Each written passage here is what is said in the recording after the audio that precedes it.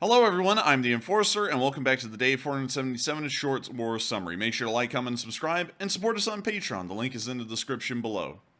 And our first clip here we can see is secret Russian guard tower that the Russians have now begun to use as a anti-air station. Ukrainian forces have been scoping this place out for about a day at this point, and they're going to be running an FPV drone into it to make sure to take out that Igla, as well as the Russian forces that would use it. And it appears to have been a success. We can now see the end card playing for that clip. And now moving on to the next one, we saw a Ukrainian crew narrowly escaping a Russian artillery barrage right here, as this guy does the quickest hopping onto a truck we've ever seen.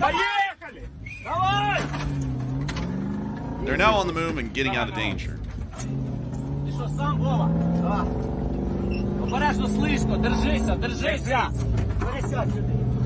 Now see them riding on off.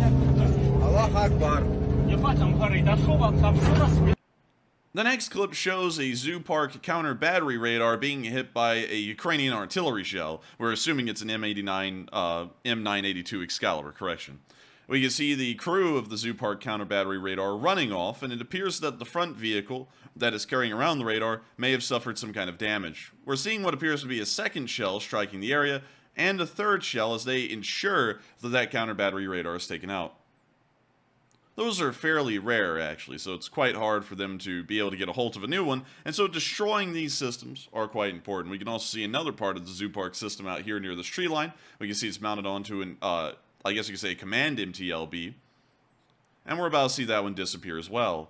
Pretty quickly, actually.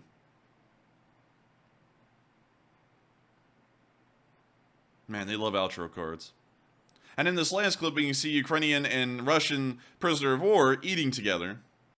Treatment of prisoners differs greatly from each side, with some Russian prisoners being treated incredibly well, and some others being treated just by the rules.